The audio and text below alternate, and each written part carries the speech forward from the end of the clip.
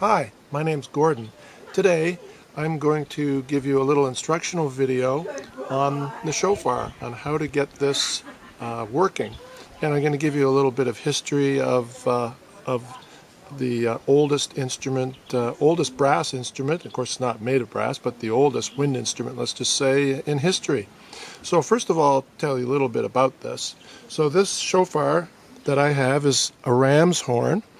And this is the most traditional of the shofars, and the instrument is buffed down, it's polished, of course it's hollowed out, and then a little mouthpiece is carved in the at the very end, and a hole is drilled until it can get to the empty part.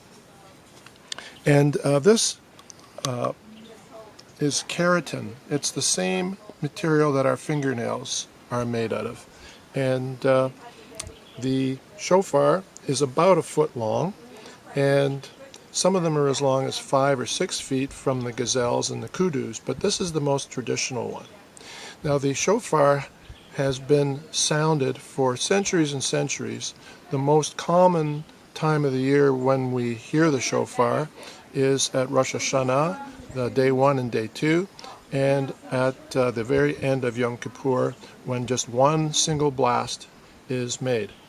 There are 3 blasts from the shofar that we learn. The first one is called Tikyah, which means a blast or a sounding, and it goes like this. And then there's Shofarim, which is 3 sort of dip up sounds.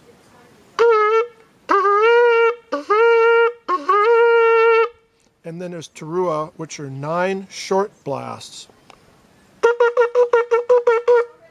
And then there is actually a 4th one, which is the Tikyah Gedolah, which is the long Tikyah. I won't try that right now. I don't want to faint on you. And that is the one that is sounded at the very end of the Rosh Hashanah shofar service and at the very end of Yom Kippur.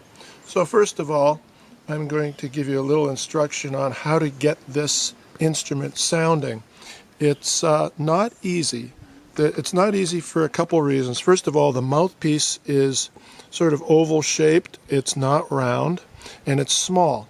So if you can get a hold of a horn mouthpiece, that is the closest that you are going to get to being able to play on a shofar. So a trumpet mouthpiece is okay, but the horn mouthpiece has a very thin rim on it, French horn mouthpiece. And you can do a little practicing on that. You'll notice that I'm playing on the side of my lip or my embouchure and not in the center. Now I have full fleshy lips, but if you have thin lips, then you can try to get your tone right in the center. But because my lips thin out on the side, it's easier for me to get the vibration going on the side. And that's traditional for the Ba'al Tikyah, or the person who plays the shofar, to play off to the side. So the first exercise I'd like you to do is just to see if you can get a little buzz. So the first buzz will be right off the center.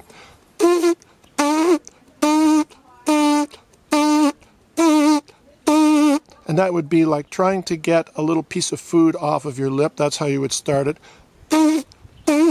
And then try to see if you can move it over to the side. A little bit messy.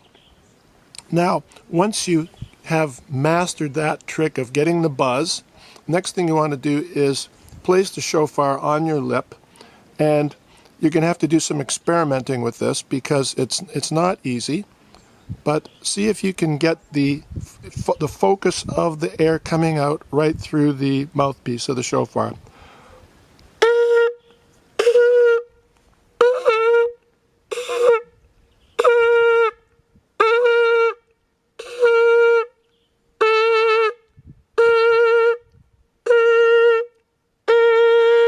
Do a whole bunch of practice blasts and find out where the best place is on your lip that you can get the tone started.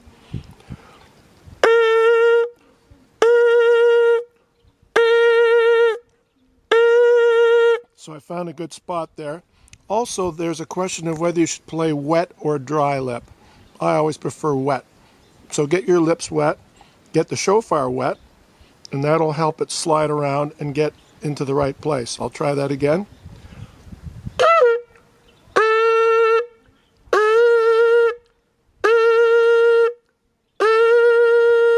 There we go. Now every shofar has a home pitch. My pitch on this shofar is based on the length of it. If your shofar was an inch longer, it would be a little lower. If your shofar was a little shorter, it would be a little higher. And this is the main pitch for the shofar. I can get a higher pitch. It's difficult, but it's not necessary. A little trick to know where your pitch is by tapping your hand on the shofar, and you can hear that note sound. Beep, bum, bum, bum.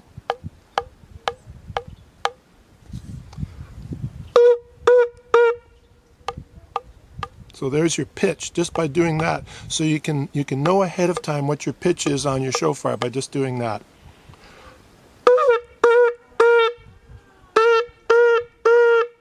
Now right now, Rosh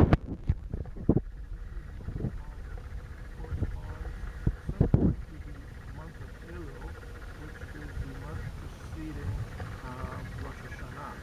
And in this month we are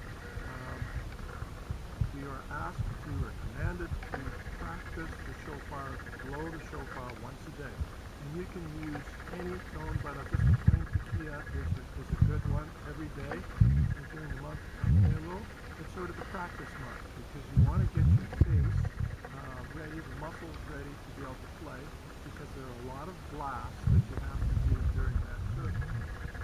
Okay, so now we've done the Tikyah. Right out already.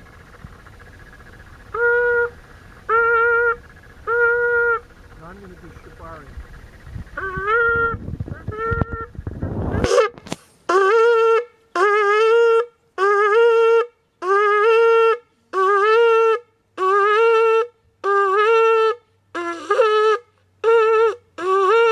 So you have to sort of dip the tone down and then bring it up, and you do that by loosening and tightening your lip, and by blowing a little softer and a little louder.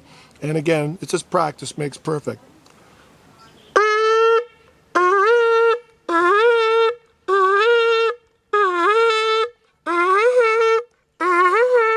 There we go. Now we're going to do teruah, which are the 9 blasts, and you should think of them as 3, 3, and 3. Bop, bop, bop, bop, bop, bop, bop, bop, bop. So those are fast blasts.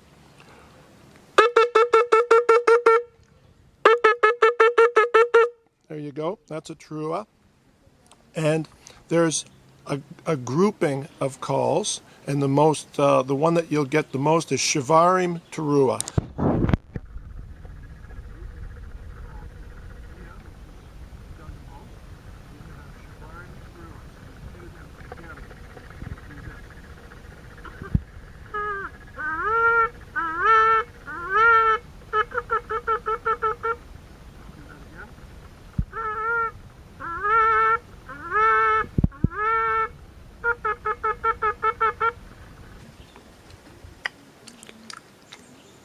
So now we're going to talk about the groupings of the blasts.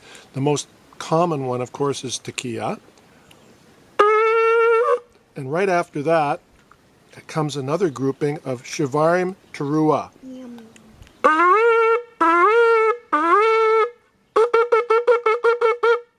And then you will get Shivarim by itself and teruah by itself, and at the end you'll have Tikyah Gedolah. And then that'll be the end of the shofar service, or it'll be the very end of Yom Kippur. Thank you very much for listening to my video, and I hope it's been instructional for you.